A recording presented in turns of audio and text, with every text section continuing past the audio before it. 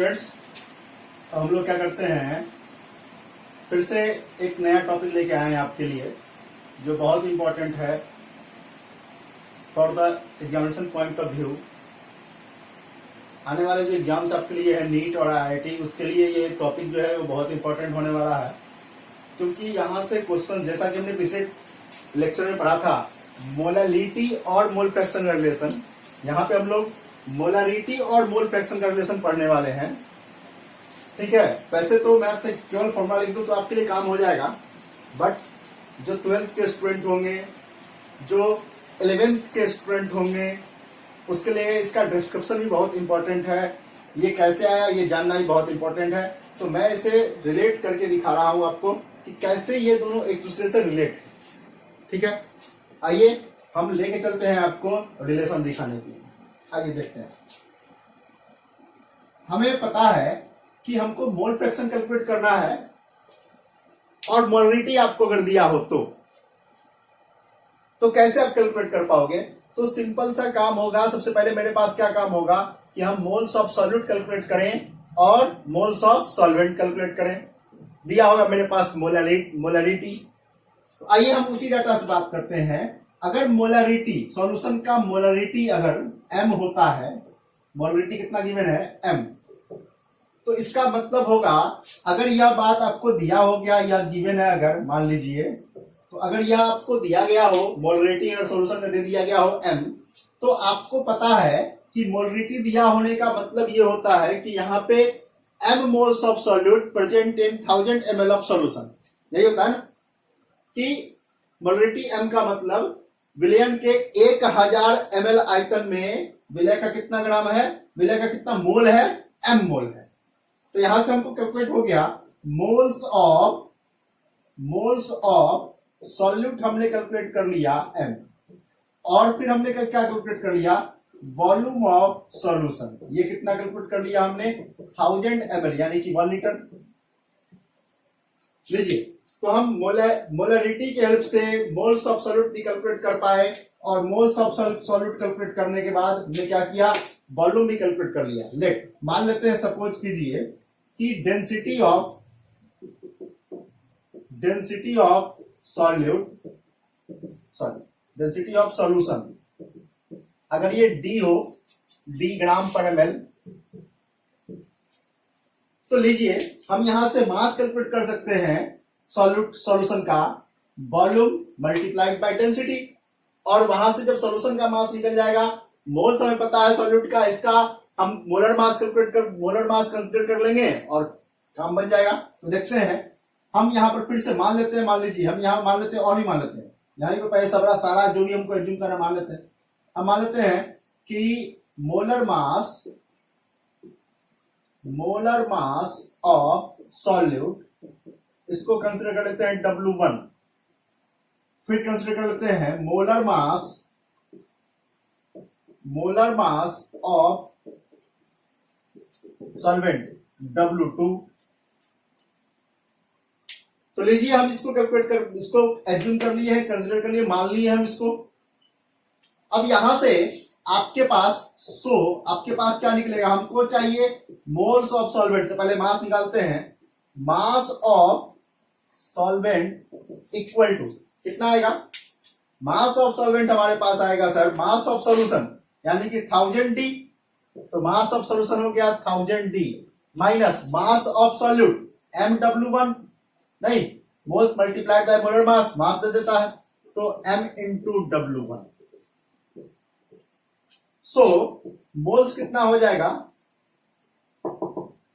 Moles of solvent equal to कितना आ जाएगा, मास अपॉन मोलर मास, यानी कि हो जाएगा sir 1000d minus MW1 upon W2। कोई डाउट यहां तक में? मुझे लगता है तो कोई डाउट होना चाहिए। हम यहां से यहां कंसीडर कर लिए हैं, और फिर हम एक ही काम भी किए। हमने क्या किया, एक काम कर लिया, मोल्स ऑफ सॉल्वेंट निकाल लिया। मेरे पास जो दो काम करने थे हम यहां पर हो चुका अपने आप। देखो, मोल्स ऑफ सॉल्वेंट मिल गया, मोल्स ऑफ सॉल्वेंट मिल गया, मोल फ्रैक्शन नहीं निकलेगा क्या, निकल जाना चाहिए बहुत इजीली। आइए हम निकाल के देखते हैं मोल फ्रैक्शन।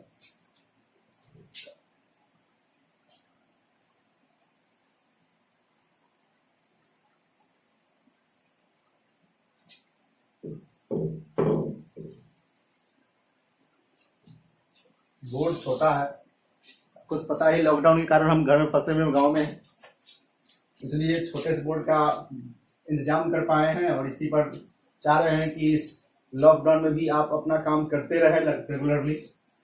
आइए अब हम मोल फ्रैक्शन निकालते हैं। हम कंसिडर मान लेते हैं हम x1 जो है ये मेरे पास मोल फ्रैक्शन है किसका, इसको मान लेते हैं mole fraction of solid, mole fraction of solid. और x2 को हम क्या मान लेते हैं, इसको हम मान लेते हैं मोल फ्रैक्शन ऑफ सॉल्वेंट, इसको मान लेते हैं। तो मेरे पास x1 कितना हो जाएगा, मोल फ्रैक्शन अगर हमको सॉल्यूट का निकालना हो कितना हो जाएगा, x1 कितना हो जाएगा सर, मोल्स ऑफ सॉल्यूट यानी कि m divided by moles of solvent plus solute, तो सॉल्यूट का तो m ही है, सॉल्वेंट का कितना निकाले, अभी हम निकाला हमने 1000d minus MW1 divided by कितना निकाले W2।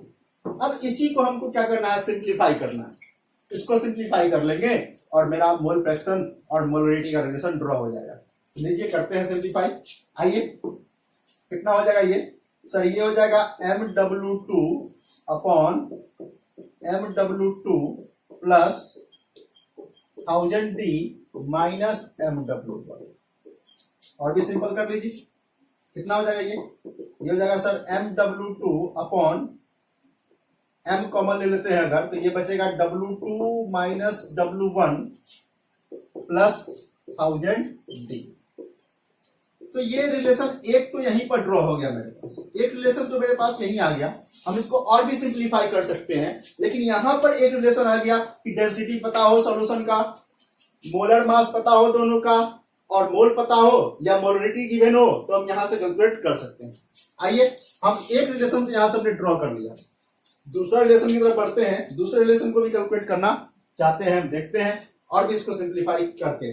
आइए देख लीजिए, कोई डाउट हो तो आप हमें कमेंट सेक्शन में कमेंट करिए, कमेंट सेक्शन में सिर्फ गुड जॉब, थैंक्स सर, इन सब तो खैर मुझे अप्रिशिएट करने के लिए अच्छा लगता है मुझे, बट मैं चाहता हूं कि आपके पास जो डाउट हो वो मुझे कमेंट जरूर करें। और साथ ही साथ अगर वहां पे दिक्कत हो रही हो तो आप मेरे व्हाट्सएप नंबर पे मुझे मैसेज कीजिए कि सर यहाँ पे प्रॉब्लम हो रही है, मैं उसको सॉल्व करने का प्रयास करूंगा। बहुत सारे बच्चे करते भी हैं, बट मेरे व्हाट्सएप पे मैसेज करते हैं सर आपने जो समझाया मैं यहाँ पे नहीं समझा, तो मैं उन्हें फोन करके या फिर मैसेज से ही प्रयास करता हूं कि वो समझ जाए। फिर भी अगर नहीं समझेंगे तो मैं प्रयास करूंगा कि उसको फिर से दोबारा दोहरा दे अपने वीडियो के माध्यम से। आइए हम बात करते हैं, अभी हम क्या निकाले, अभी हमने निकाला मेरे पास आया x1 equal to MW2 upon MW2, यानी कि ये आ गया होगा m कॉमन ले लिया तो W2 minus W1 plus 1000d। ये मेरे पास इतना आया था, इसको और भी सिंप्लीफाई किया जा सकता है, करते हैं देखते हैं कितना हो जाएगा ये सर, ये हो जाएगा x1 into MW2 minus W1 plus 1000d equal to MW2।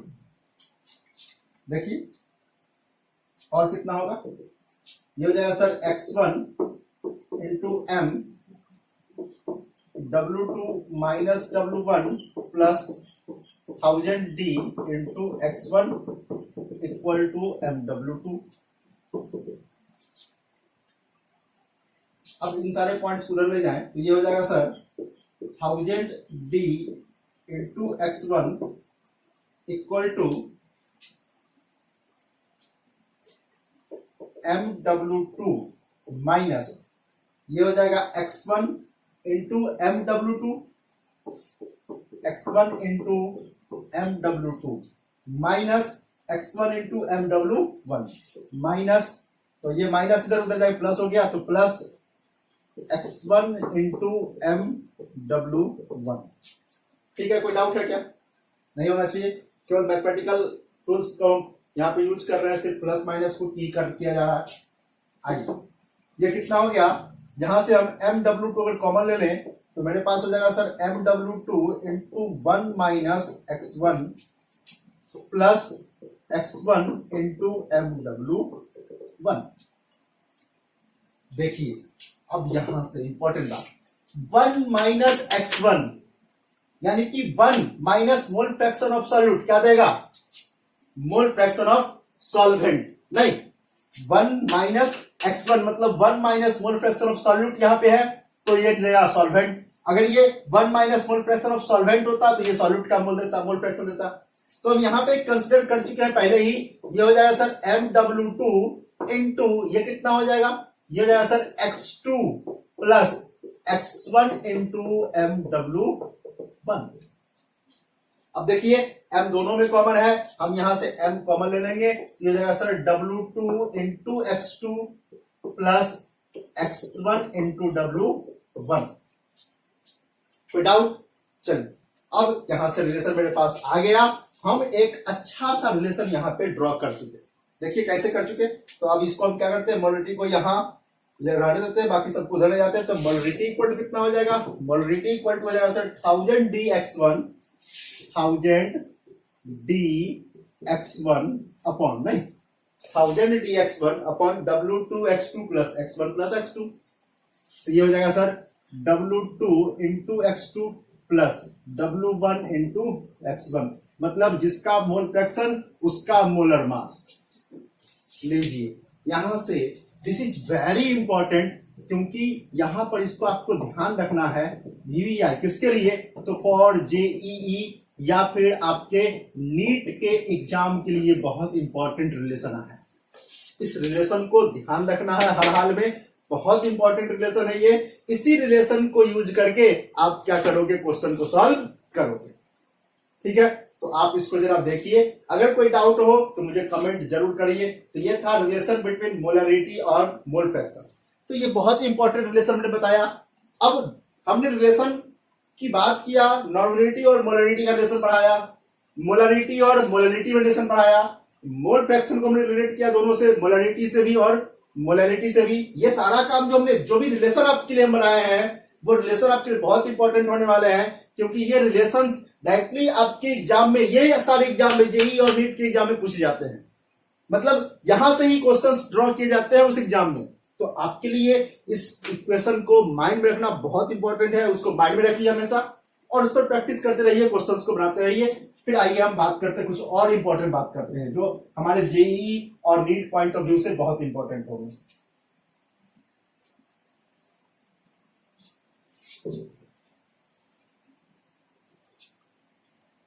आज ऑलमोस्ट आपका इस चैप्टर का हाफ पार्ट कंप्लीट हो जाएगा कंसंट्रेशन टर्म खत्म होने के बाद।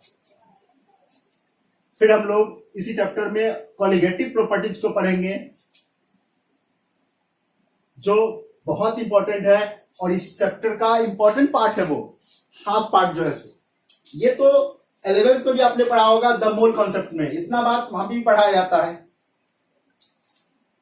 यहां पे भी हम बात किए, फिर आगे ही बात करेंगे। कुछ और भी इंपॉर्टेंट बातें आप ध्यान रखेंगे, इंपॉर्टेंट फैक्ट्स।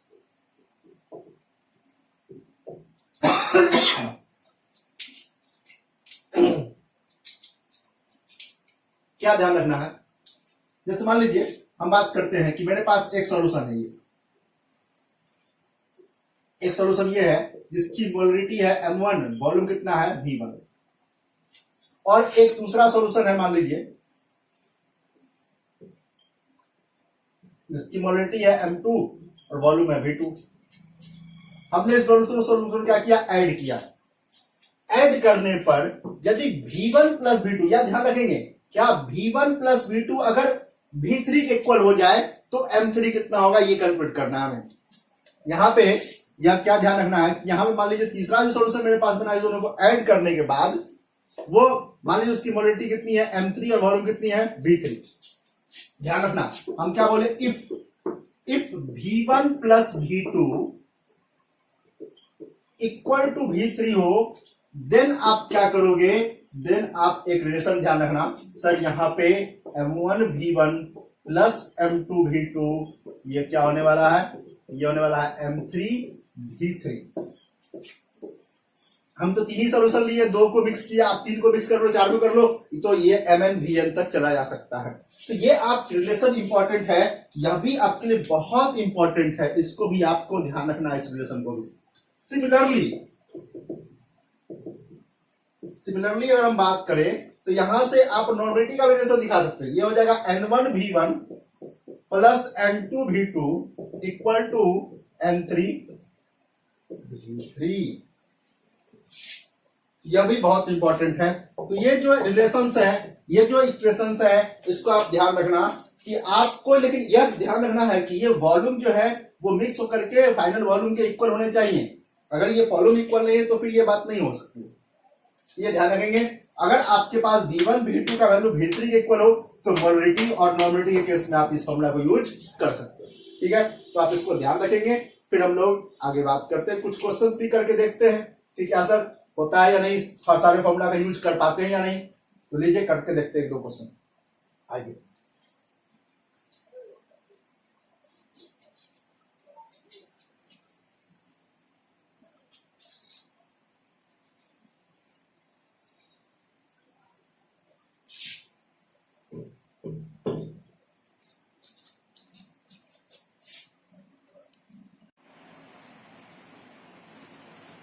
तो चलिए एक क्वेश्चन है उसी रिलेशन पर रिलेटेड, हम इसको बना के देखते हैं बनता है या नहीं। कह रहा है क्वेश्चन में equal volume of 0.1 m silver nitrate and 0.2 m sodium chloride solution are mixed, the concentration of nitrate ion in mixed solution will be. मतलब हमको क्या करना, नाइट्रेट आयन का कंसंट्रेशन निकालना है। तो चलिए हम कंसिडर कर लेते, मान लेते हैं कि इसका 1 लीटर, तो चूंकि इक्वल वॉल्यूम है तो इसको हम 1 लीटर मान सकते हैं, इसको हम क्या किए 1 लीटर मान सकते, मान लेते हैं क्योंकि मोलिटी दिया हुआ। तो हम मान लेते हैं कि सपोज कर लेते हैं कि इसका 1 लीटर, इसका 1 लीटर, यानी कि मिक्सर कितना लीटर हो गया, 2 लीटर आएगा। तो अगर इसका 1 लीटर हो, इसका 1 लीटर हो, तो मिक्सर का वॉल्यूम कितना हो गया 2 लीटर। और मिक्सर का वॉल्यूम अगर 2 लीटर है तो एक काम तो मेरे पास हो गया कि हमको फाइनल वॉल्यूम पता हो गया 2 लीटर। अगर हमें यह पता चल जाए कि ये कितना मोल है तो हम कैलकुलेट कर सकते हैं। तो इसके लिए क्या करना पड़ेगा, पहले आपको रिलेशन देखना पड़ेगा। तो आपको क्या करना है, AgNO3 प्लस NaCl, ये क्या देने वाला है, ये देगा सर NaNO3 प्लस AgCl। ये डिस्प्लेसमेंट रिएक्शन का एग्जांपल है, हमने दिखाया। अब इसी का आयोनाइजेशन अगर होगा, ये आयोनाइज होकर के आपको क्या देने वाला है, ये देगा सर Na प्लस और NO3 माइनस है। यानी कि कितना मोल होगा, अगर यह 0.1 मोल है हमारे सॉल्यूशन में, क्योंकि यह 0.1 मोल ही है, तो अगर यह 0.1 मोल है तो यहां पर यह भी कितना मिलने वाला है 0.1 मोल। तो लीजिए यह 0.1 मोल, तो मुझे पता चल गया, मोल पता चल गया, वॉल्यूम पता है, फाइनल वॉल्यूम है कितना, तो फाइनल वॉल्यूम कितना है, final volume equal to 2 litre. तो फाइनल वॉल्यूम पता चल गया, मोल पता चल गया, तो लीजिए हम निकाल सकते हैं कंसंट्रेशन कितना हो जाएगा, मोलिटी कितना हो जाएगा सर 0.1 डिवाइडेड बाई 2, यानी कि 0.05 मोलिटी इसका आंसर। यानी कि मेरे पास ये दूसरा ऑप्शन सही, तो हम कैलकुलेट कर पाए।